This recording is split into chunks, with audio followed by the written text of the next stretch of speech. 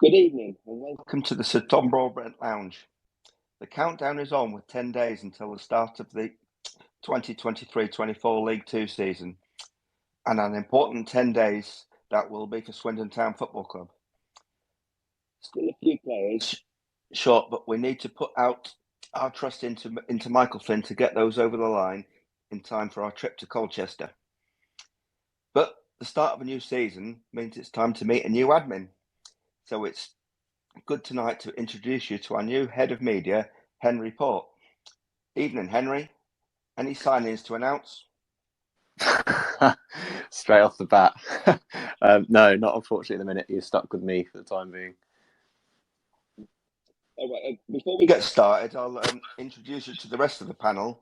So we'll start with The Voice. Michael, how are you doing? Very well, thank you. Very excited to be back for another episode of the Sir Tom Broadbent Lounge, and excited to get chatting to Henry. And Daz, how are you doing? I'm doing very well, thank you. And again, looking forward to this tonight. So shall we? I'm ready and waiting, mate. And Malcolm seems to have slipped off, but at some point, Rockin' Robin, I'm sure, will join us again. Anyway, to get started, Henry, how are you finding the new job? Yeah, no, it's been really good. Really enjoyed it. Obviously, it's been quite full on coming in midway through the pre-season, but no, it's been really good, and the guys that the club have been really good in welcoming me, and no, I'm really enjoying it so far. And it must be a bit interesting as well with the fan reaction to the lack of movement. That's football, isn't it? I'm a football fan myself, so I can understand why fans, just all they want to see are signings and things like that. So, but every part of the club's important, and I think if we can, from a media side of things, deliver things in the most interesting and exciting way to fans, whether that be signings or whatever it is, I think that's the most important thing. Yeah, it's also that as well, and obviously it's with this role as well. The head of media has become quite a vital role at a club now as well, with the explosion of social media and whatnot over the last few years, and it's probably one of the best ways to connect with the fan base. So, what do you have any ideas that you can bring from outside that you think can sort of improve that connection? Yeah, absolutely. One of the first things I wanted to do when I come in was talk about new content ideas and things we can do to get the fans involved. Obviously, with a club like Swindon, the fan base is probably one of the bigger ones in League Two, and it's one of the more important things and factors of the club. For me, I think every fan plays their part on a match day, whether it be watching the game, watching on social media, or on iFollow, whatever it is. So, what I will say, I don't want to give too much away, but there is ideas in the pipeline for the league to deliver new media ideas across the season. Does that include some new funky new goal gifts? We'll see. We're working on some bits today, so I don't want to give too much away. We'll leave it as a surprise for the first league game for things like that.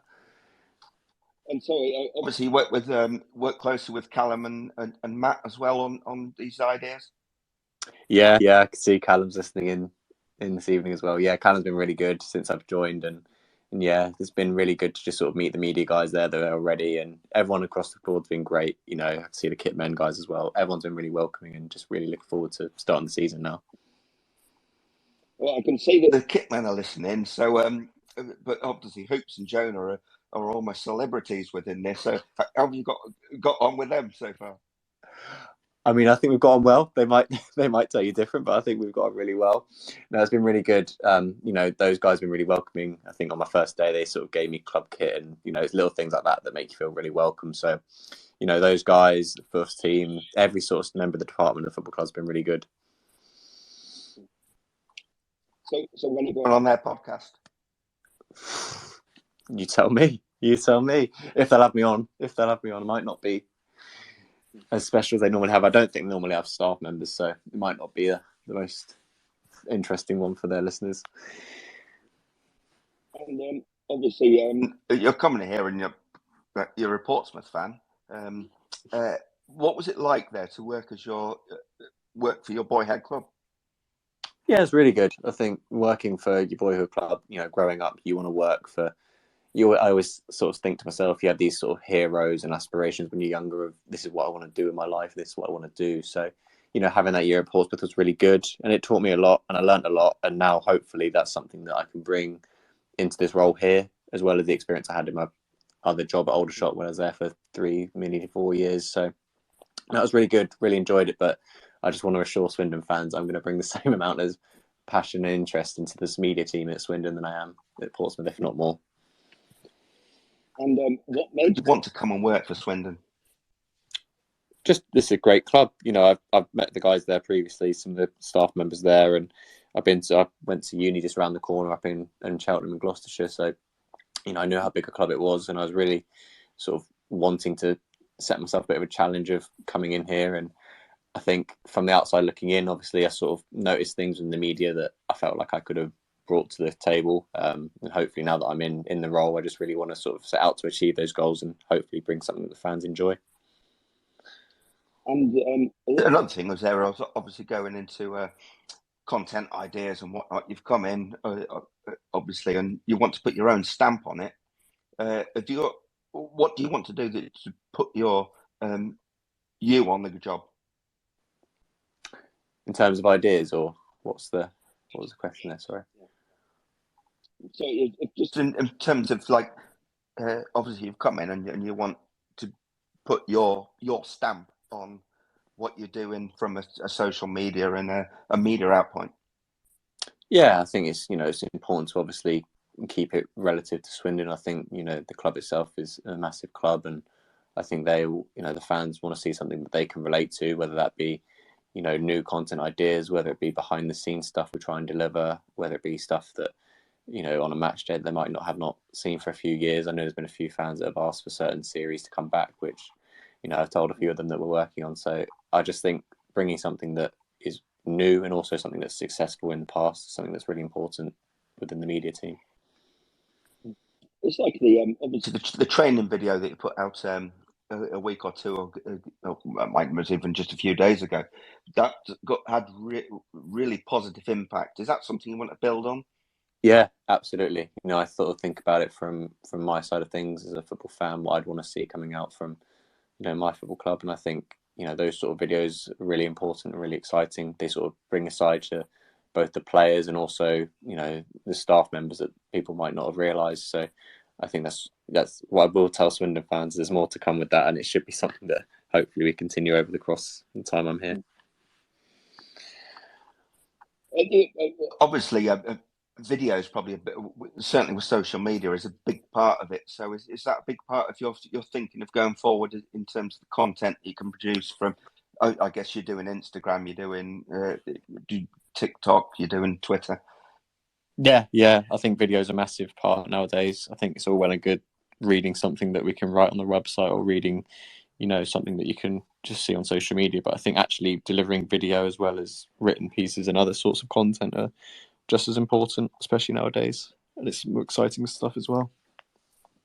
Yeah, so it's well, one of the things that's always been popular with the Swindon fan base is the behind the scenes stuff from a match day.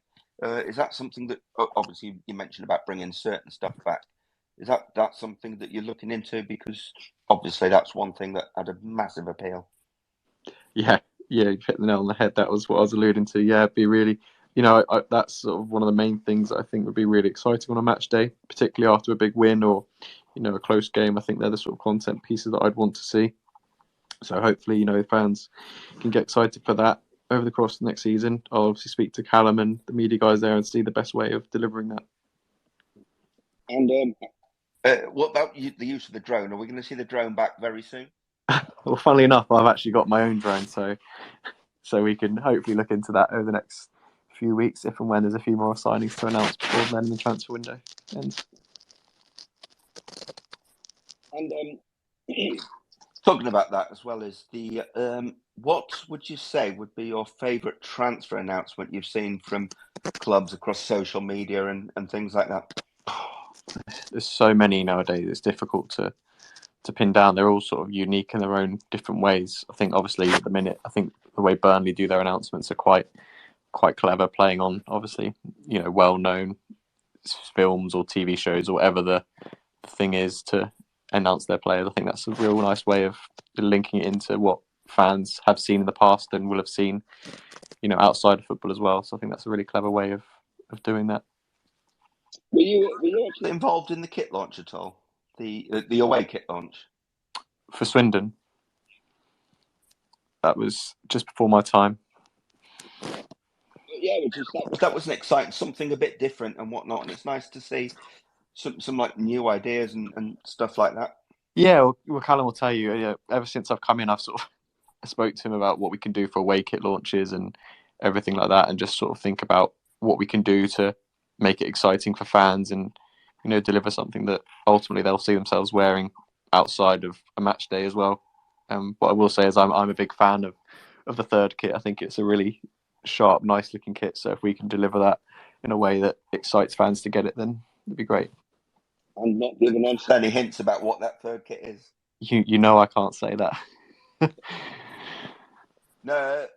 But anyway, moving on, and in terms of like the social media and whatnot, and there's always a bit of banter between football clubs. So, what would you say is your favourite trolling tweet you've ever seen? I don't know, to be honest. I think, again, there's so many different variations and sort of backstories to them all. It's difficult to pin it down. I remember during the COVID season, during my time at Aldershot, we had a bit of back and forth with the local rivals down there, Woking. So that was quite, I think new at the time and quite exciting for the fans to sort of engage with those a little bit. So it's probably not the most exciting thing as the listeners are listening to, but for me, that's one that sticks out in my mind as one that was quite a funny one. Nothing to do with Forest Green's attempt about the Jordan Taylor Moore. Can't remember what way around his name is now. What I'll say is we've got 46 league games to play between now and that tweet, so we'll see what happens at the end of the season and how that finishes off. Good answer. Henry, basically, what does a day's work look like for you? I mean, good question. I mean, I've been in this job probably this is my second week. And to be honest, the answer is probably what you're expecting. It's different every day, if not most days. But that's what's exciting about it, is it can differ from doing a new signing announcement on my first day to sitting down and tidying up the website, or going through different media pieces that we need to sort out across the academy and the women's stuff with Callum, sponsor agreements and photos and press releases, working with Callum on that and the commercial department. To be honest with you, I couldn't tell you what a normal day looks like, because it varies day by day. So if you're head of media as well, how much influence or how much work do you do with the women's and the academy and other stuff? Well, to be honest, that was one of my sort of key areas I wanted to work into. So, the guys at the staff will tell you that I've actually been speaking to the academy guys and the women's guys and sort of understanding a bit of a routine and working out how we can deliver their content across the week as well, not just on the main club account on the first team. I've actually been working with my old uni down at Gloucestershire to get some students in there and give them a bit of experience and give the club some exposure from that side of things. So I think everything's in place pretty much. It's just a case of their respective league season starting and getting the guys down there to write some coverage for them. And the other thing as well is, like, say for instance, when we do make a signing and whatnot, how does that process go? How long does that take before It can vary. So I'll give you a bit of insight into the Dan Kemp one. So I think I found out about that on the Sunday evening, I think, sort of 10, 11 o'clock at night. Spoke to Callum and just sort of, it might be wrong, my dates have all got muddled up nowadays, but it was something similar to that. And then we had to announce him the next day. And, we spoke, me and Callum spoke about how we can announce him and do the best way of doing it. And yeah, I think with the short turnaround, it was quite a nice way of doing it. It can vary, in all honesty. Depends on certain areas getting signed, forms getting completed, contracts getting agreed, and all that sort of, I wouldn't say boring, but bits that aren't in my department that our secretary, Jamie, and all those guys and all those people deal with. And the other thing about that as well is that obviously each time you want to do something a little bit different. So do you have various ideas how you can do various signings in a different way? Yeah, I think so. But it obviously just depends on, time allowances and the players' preference and sometimes the players' names as well. They sort of play a massive part in the signing announcements. So yeah, it can vary player by player, and hopefully they'll be exciting as the weeks go by. And so as a media person, I was head of media. What would an away match day? How does your day go? Well, I actually need to talk to Callum about this because we've not actually arranged our away match days yet. But it will basically be similar to a home match day, travelling up to the ground, start covering it when we arrive with photos and sort of general views and all those side of things. Ideally, we'll have someone there to produce some video content as well, similarly to the County Ground Uncut videos that people have asked for, bringing them back for the away days as well.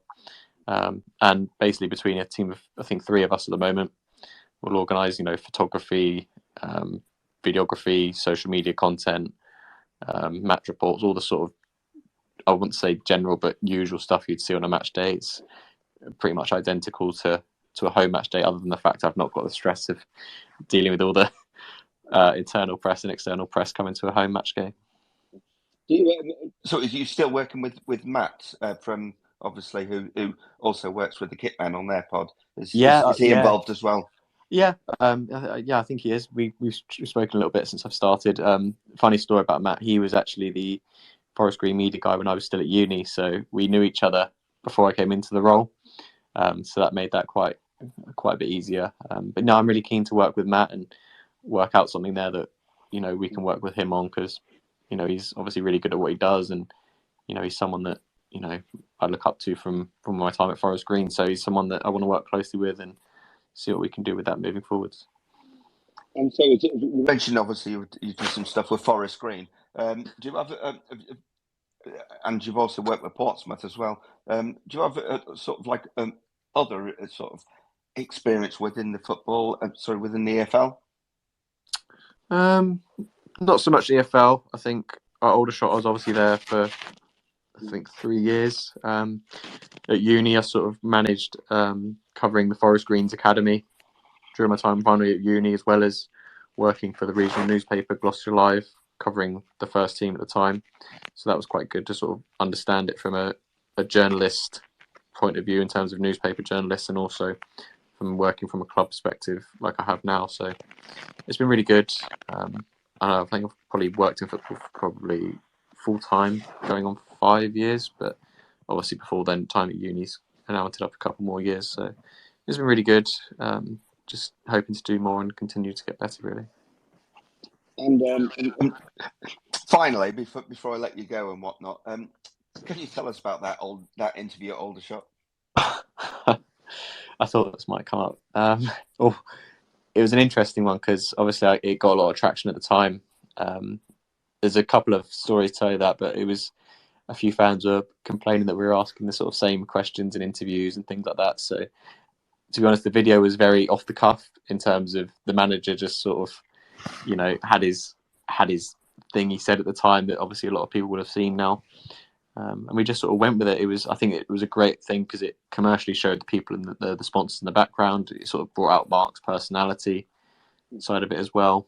And I think that sort of showed the relationship we had, because he was felt like comfortable to say all those Eric Cantona-esque things he did. And it was really good. And hopefully it went down well with people that have seen it. I know there'll be a few skeptics, but it was good. Yeah, there was certainly a few sound bites there with. Yeah, and a lot of different media outlets that used it. So, from a club media standpoint, it was good to get all that out there and get some exposure for the football club. Anyway, Henry, thanks for your time, and it's been great to have a quick chat and see how things are looking forward. But you're welcome to stay around. But if not, then we'll sort of like move on and discuss about how we see things going towards the first game of the season. Yeah, no worries. I'll stick around for a bit and listen in. But yeah, thanks for your time, and hopefully people enjoyed listening to the brief time they listened. Chris, could I ask a question of Henry? Go on, Daz. Welcome, Henry, to the roller coaster ride that is Swindon Town. Thanks very much. I know you've only been in a short while. What's the best thing you've experienced so far, and the worst? Best thing, if I'm honest, it's been the reaction of fans sort of welcoming me in. Whether that be just Swindon Town fans, whether it be staff members, just everyone associated to Swindon Town. That's been really good for me and really enjoyed that. And hopefully I can respond to that by delivering content and social media stuff and all the sort of media bits you guys want to see. Because I really want this to work well for the club and for myself. And Cool.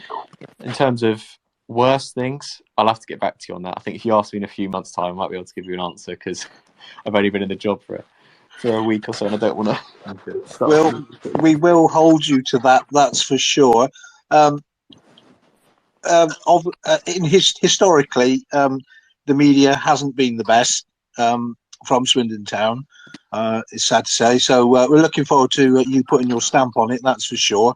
And how much sort of access do you allow a certain Mr. Halls then into perhaps other information that goes about of the club that perhaps other media outlets wouldn't get to hear about?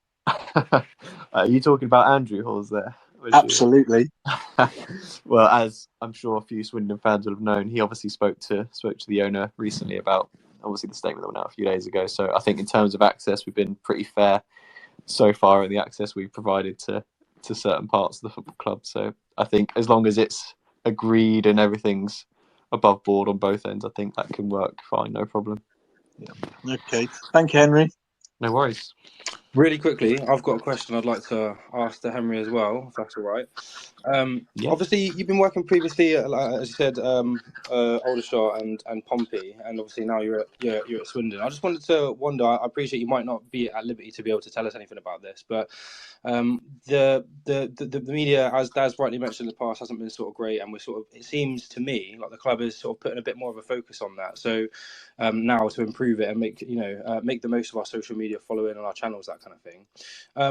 Is there a big difference in sort of like budgets between the clubs that you've been so far? Like is that something that you're allowed to talk about? Because it definitely seems like from the outside in any way that Swindon are trying to allocate more money and more focus to the social media side.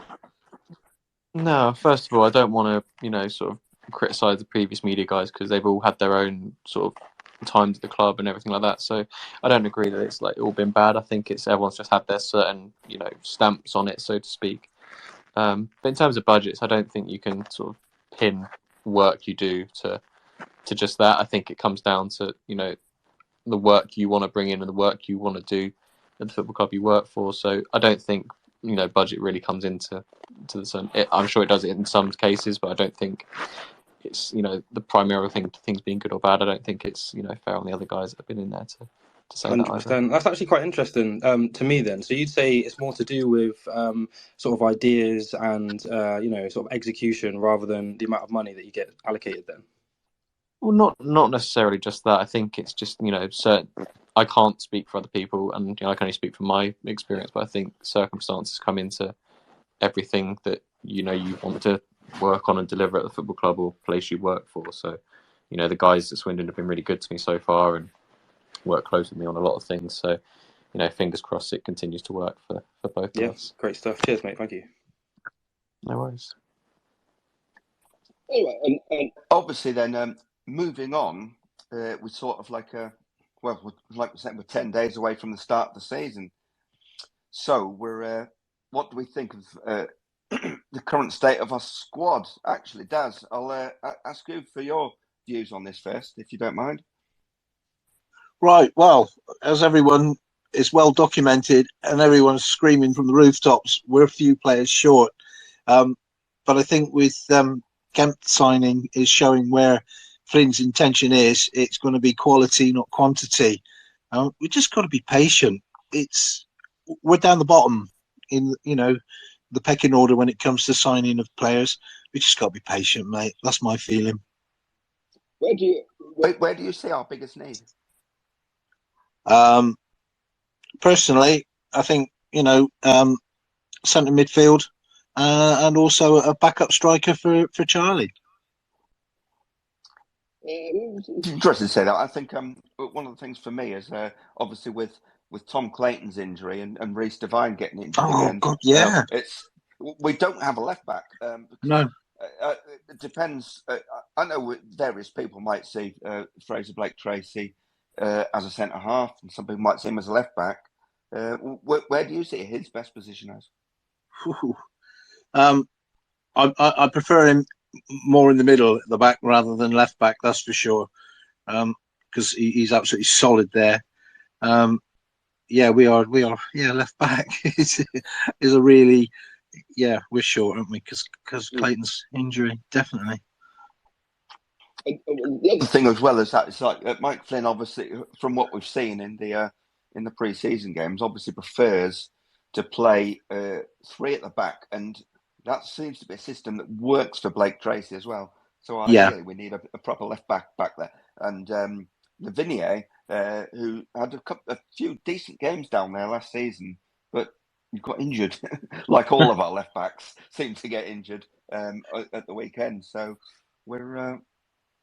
I wonder if it's anything to do with the pitch, because it's common. Everybody that sort of played in that position seemed to get injured, and that's historically, and not just last season.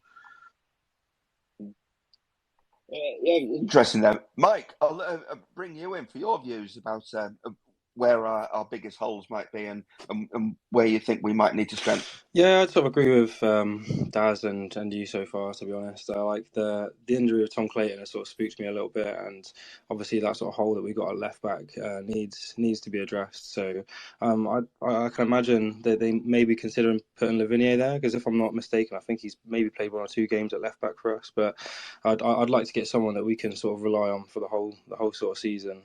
So yeah, I'd definitely consider the back line, maybe like a few bodies like out wide as well, because I know we've, some of the players we got out there, Wakelam, RHM, they're quality, but I feel like we just need a bit more depth in the squad, just a few more bodies through the door, which I know is like a bit of a cliche, but yeah, the sort of main sort of positions I'd be focusing on is back line, specifically left back and centre back, and potentially one more sort of right or left wing, just to give that depth to the squad.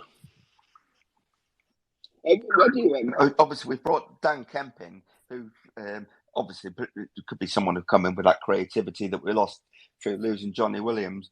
Where would you see him perhaps playing? What, Kemp? Yeah. Like you said, I'd like to see him in sort of that creative attacking sort of role. Like you said, a direct sort of replacement for Johnny. And don't get me wrong, like all sorts of Swindon fans, but I did love Johnny Williams while he was here. But I feel like there was a general feeling amongst the club that maybe he could have had more of a impact on some of the games that he was involved in. Absolutely great guy. Obviously, I don't know him personally, but he gives off that sort of vibe. But yeah, I don't know. For a player of his caliber at this sort of level, you'd expect him to sort of take the game by the scruff of the neck and sort of like dictate the play, which didn't happen as much as a lot of fans sort of hope. So yeah, if we could get someone like Dan Kemp playing in there, getting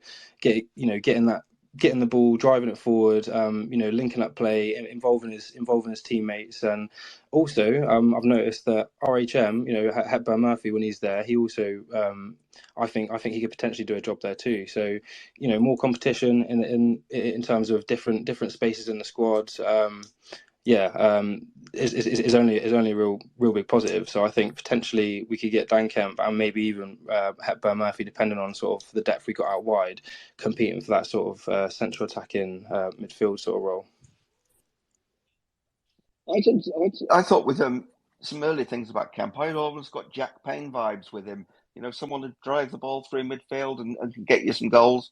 It looks like he can take a set piece as well. Yeah, mate. I'm just excited to see him play, to be honest with you. Like, I'll be honest, I wasn't really too familiar with his body of work beforehand, but yeah, mate. Like set pieces as well. Obviously, I've had a look at like his previous performances, and yeah, definitely understand the sort of Jack Payne sort of vibes. And I don't know about you guys, but like I loved Jack Payne when he was here, and to me it was such a big loss when he went to Charlton. So if we could get that similar sort of level of quality in the squad, and then sort of get those other extra sort of few bodies through the door, which I think most of the fan base is sort of asking for at the moment, then yeah, there's every chance that we could be in for a decent season. I know what people are saying at the moment. The general sort of feeling in the fan base is that we're leaving it sort of too late. But when you look at the transfer business that Swindon have done traditionally in the past sort of few years, we do tend to complete quite a few deals late on in the window, and that's when you tend to get the bargains as well, because there's players who haven't found clubs who are good players, and they're sort of looking for places that they can sort of ply the trade basically. So I'm of the opinion I don't really talk too much about signings or the summer transfer window until it's ended, because a lot tends to happen towards the end of the transfer window, at least for Swindon anyway. So I'm still keeping my fingers crossed and waiting to see who we bring in. Sorry, Gabz, if I can bring you in now as well.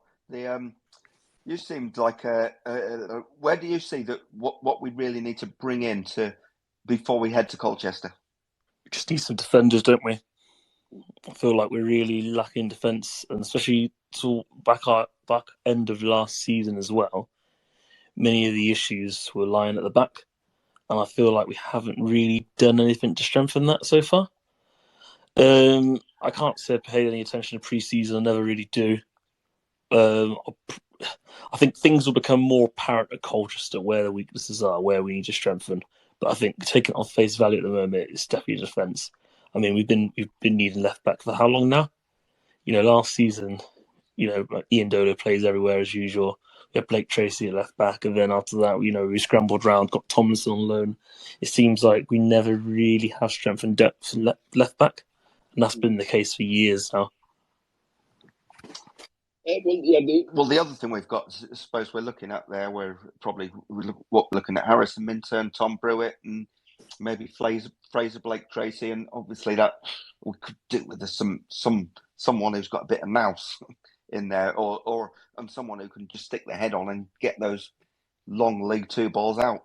Yeah, I mean, when Flynn was appointed, we were all like, right, okay, this bloke was at Newport for years, knows the level well. He'll know exactly. He'll be getting a head it and kick it sort of old school centre back through the door.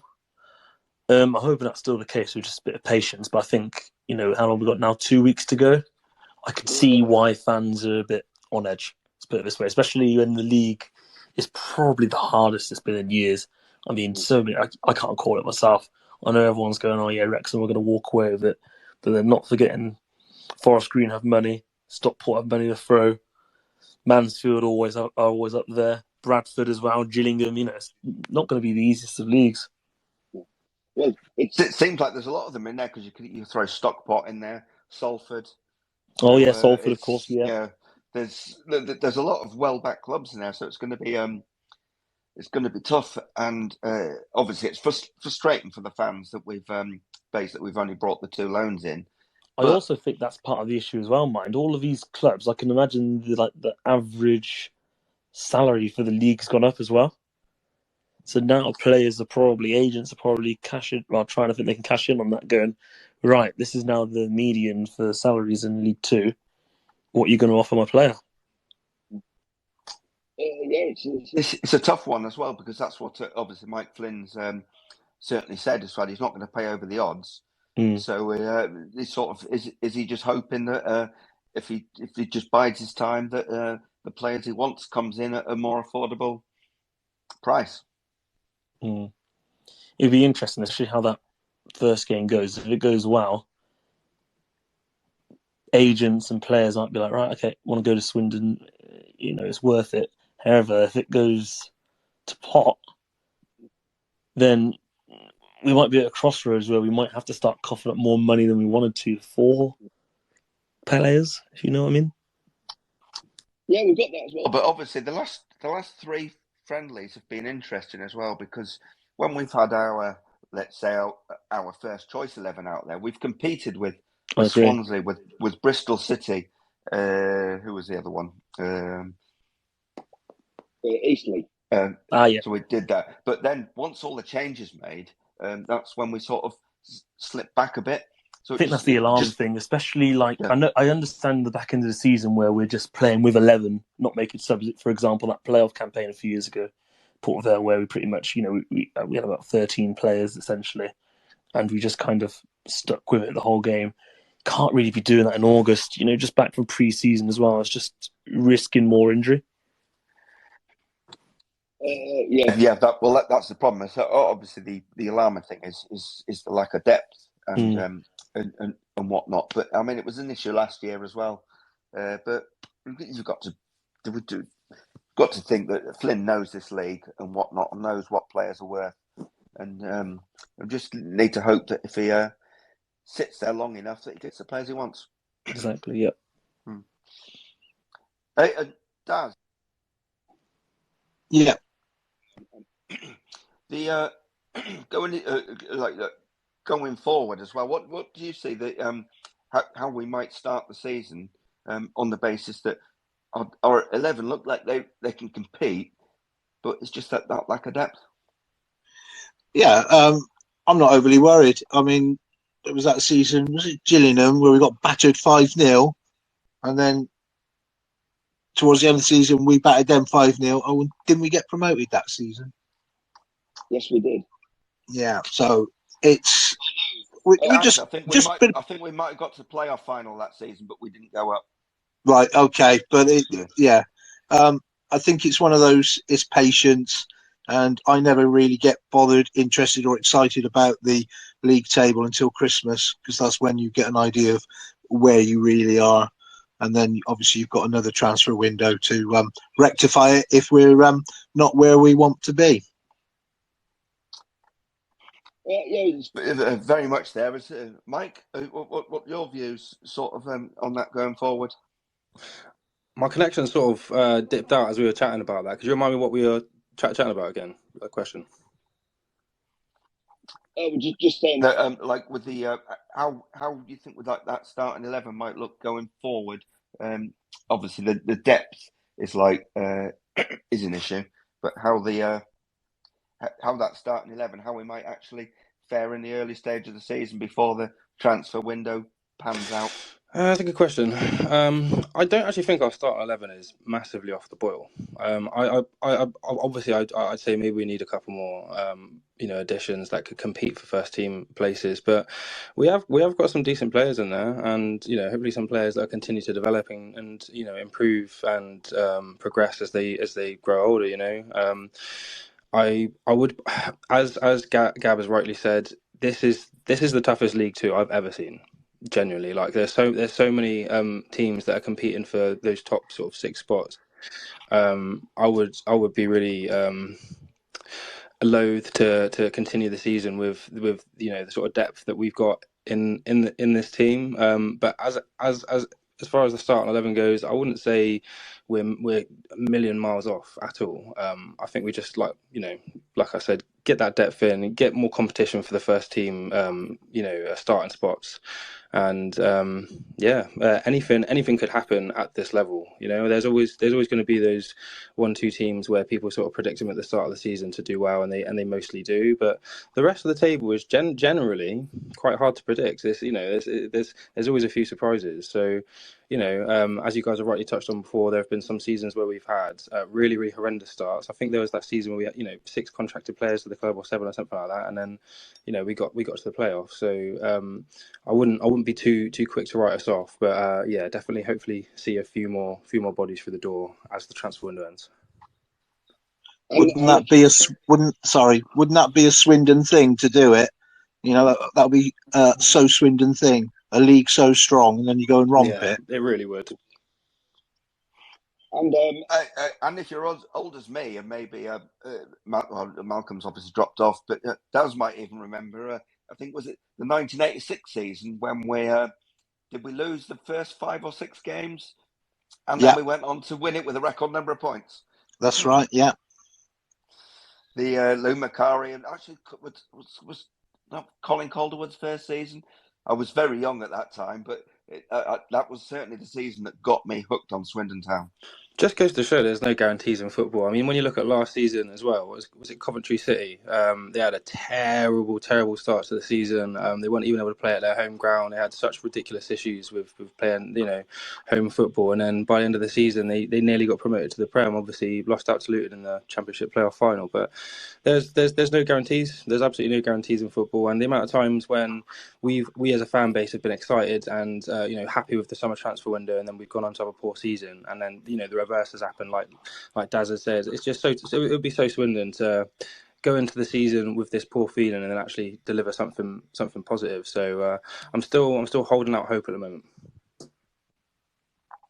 And so we're just moving on slightly as well. Obviously, there was been a bit of unrest with some off the field sort of things this week, and obviously our and our friend of the pod, well, friend of the space, whatever we want to say, Andrew Hawes had a good conversation with Clem this week, which obviously sort of like answered the some of the concerns fans might have had about the financing. But Daz, what did you take from what Clem said about the sort of the way that we're going into the club in terms of the finances and sustainability?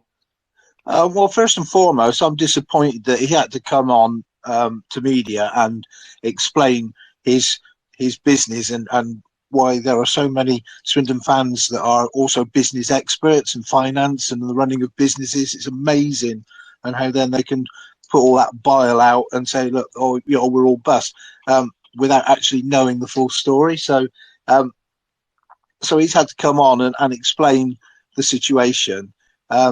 He's technically apologised for not being so forward in doing media stuff, and probably Henry could obviously enlighten us a little bit more. But he's right, he didn't want to be pulling pints in a pub, driving around in a van. That was the other year. This year he's letting the people who he's put in place to run the business. You don't have a dog and wag your tail yourself. Do you know what I mean? Yeah, but and the positives of that, was obviously new, is he's put people into positions that have come from experience within his company. So obviously, with the ground redevelopment is something that's big, and he's actually got people with experience in that and running that, and so that's surely something that's will do us in good stead rather than bring in someone from outside. Absolutely. And it just annoyed me that he had to come on and explain himself. And but there we are. That hopefully that's placated a few of the moaning minis. Who knows? Perhaps they'll find something else to moan about next. But there we go. And also, then moving on this weekend, we've got our final pre-season friendly of the pre-season, sort of like before we head to Colchester. So are you off to that one, Daz?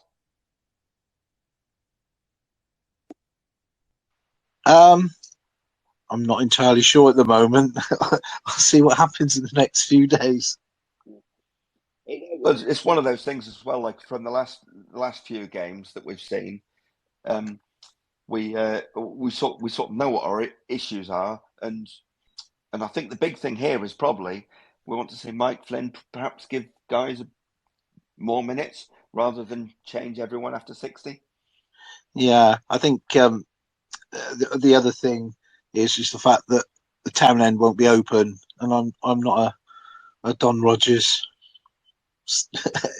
I can't sit there. It just makes me feel uncomfortable. So if the town end was open, I might actually troop along. But I always go to Supermarine game because I know the chairman there very well, so I always go there. But most of the other pre-season, I don't actually bother, to be honest.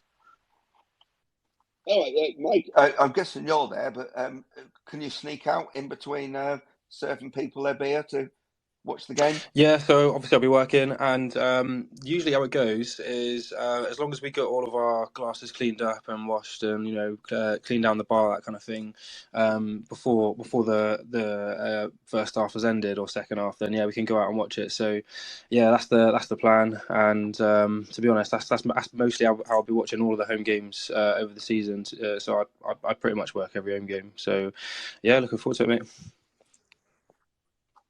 Saving some patches. Oh, mate, don't worry. I've got a separate fracture section just for you, mate. Hey, and Gabz, will you be taking in Plymouth? To be fair, I've been away for the last 3 weekends now because of the Sashers and finals day and all that, so I should really be spending time with Cal this weekend. I haven't broken the news yet of Colchester, so that should be interesting. Yeah, it should be. Well, I might see you at Colchester because I'm actually going. Yeah, well, I mean, the Ashes finishes this week, so but I should really start paying more attention back into football again, shouldn't I? So it depends how the first 2 days go then. Yeah, essentially, yeah. Right, and as we try and wrap this up as well, let's from this stage, Daz, I'll start with you as well. From this point on, how do you see the predictions for the season? At this moment in time, I say 12. Yeah. And in terms of obviously that's what you think where we are with our current squad. Yeah. And if you sort of put your Mike Flynn hat on in terms of who might come in and the players he might bring in, what do you see as the top? I would say someone in the top 7, certainly in the playoffs. If he gets the quality that he wants and he gets them, then we'll be in it. But I'm a fickle Swindon fan, so despite my feelings that we'll only finish 12th, I've already backed them at 5-1 to win. So, are you also going to Colchester? I'm not allowed to do away games because my good lady wife bought me a season ticket 17 years ago as a 25th wedding anniversary present, and she's under the impression that once you've got one, you have to keep renewing it, and so we'll keep her at that. And so it's a case of you can go to the home games but not the away, and we never win when I watch us away. Well, but it's funny you say that as well. I went to 8 away games last season and never saw us lose. Oh, you're lucky. You're lucky. I went to the ones that I had done was we went to Chesterfield because in-laws lived in Chesterfield. Went there, we lost, and a very early goal. I went to go to Mansfield, but then COVID kicked in, so didn't get to see us play. I think the best I've seen us is draw at Hereford in a cup game where their goal was given because Brezovan dropped the ball and the lino reckoned he dropped it behind the line. He didn't, but there we go. And I think we drew that one. I can't recall. The only other one is the Wembley playoff against Sunderland. But then we didn't go up anyway. So yeah. Memories. Mike, I'll ask you the same question. Yeah, again, sorry, my connection is a little bit bad. Could you repeat the question for me, please? I was just saying, right, as we are now, how do you think the season is going to pan out? And then how do you think it might pan out by the end of September once Flynn's finished his transfer business?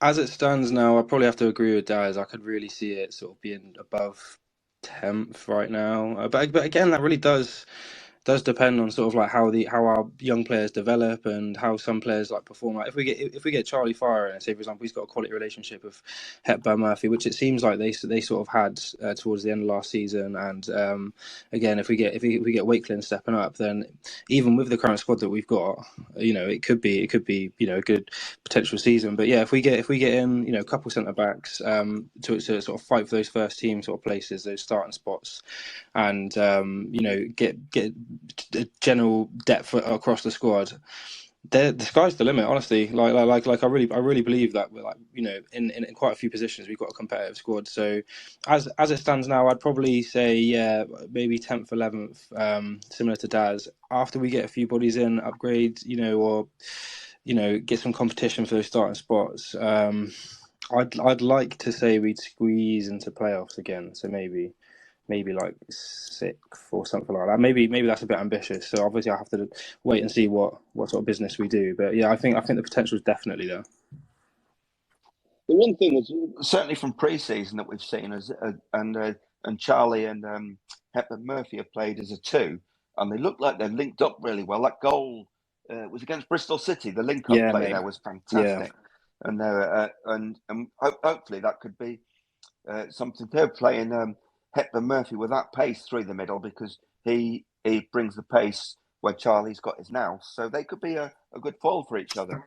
Although I also think I wouldn't be against us bringing a lump in, even if he's someone on the bench, just to mix it up. Yeah, I completely agree. And like I said, towards the end of last season, I really saw that the relationship developing between Hepburn Murphy and Charlie Austin. And if that blossoms this season, like genuinely, like just having that one connection between an out wide player and like a talented, striker in the middle who can put them away, that can be the difference between, not making playoffs and getting into playoffs, and not a very good season, or scoring loads of goals, that kind of thing. So that is something I'm genuinely excited to see this season. I'd love to see them develop their relationship. And we've also got Jake Wakeland, who we've not really mentioned there as well, who's in that mix there, which he put in some promising performances last year, and obviously we'll see. Well, hopefully he makes strides going forward, and maybe if he's not being played all over the place, because sometimes last year he was played at left back. And we can get a lot out of him if we play him sort of like through the middle. Yeah, that's why I'm not worried at top, to be honest. I'm not worried at top at all. I just think his transition, really, we need to get the ball to them quickly. Yeah, well, one thing as well, actually, Gabz, that I'll to get your opinion on. I actually think that if we play Saido Khan in particular further forward, that we'll get a much better player than what we saw last season. Couldn't agree more. When I've seen him at his best, it's driving forward. So if we could get him sort of arriving late into the box instead of hanging back, it'd be superb. It's that side O'Connor played in that against Grimsby. If we could get that player more often, then we've got an absolute gem. Hopefully, I'm just kind of hoping as well that this season teams don't start targeting him again. But hopefully he's had the summer to kind of work on that. Hopefully Finn's kind of nipped all of that in the bud, so we can just see the player. And the thing is I'm sure he's learnt from that, and other people around him have sort of had a quiet word. I'm quite excited for the season that Khan can have if he just stems that discipline. Yeah, Khan and Camp, that'll be a good, KK partnership. Yeah, and also before we wrap it up, Gabz, let's hear your predictions. To be honest, I'm kind of in the same. I'm going to be a bit boring and kind of go in the same camp as everyone. I think at the moment it's kind of looking 10 to 12. I think there's definitely much teams worse than us in division. But I think you look at the side last season, and not much has really changed. So I'm kind of inclined to say, really, if anything, there's a bit more experience in there. So I think, kind of higher mid-table. And you never know in League Two. I mean, Accrington won the league a few years ago. That took everyone by surprise. They've had Morecambe as well go up. Sutton have always been there or thereabouts around the playoffs, haven't they, really, when they haven't got really a big budget. So you just never know, really, in League Two. And Sutton have also signed quite a few Sutton players. Yeah, they've got their identity and they roll with it, But I think the consensus here really is that where we might end up, or where we think we might end up, is contingent on where we are on the 1st of September, really. Exactly that, yep. And well, actually, taking all of that into account, I think that probably should wrap us up for tonight. So once again, thanks for listening, and we'll say that we are not affiliated with Swindon Town Football Club or with Sir Tom himself. But thanks for listening, and join us next week for the season preview. Come on, your Reds. See you, everyone. Goodbye. See you later. Bye.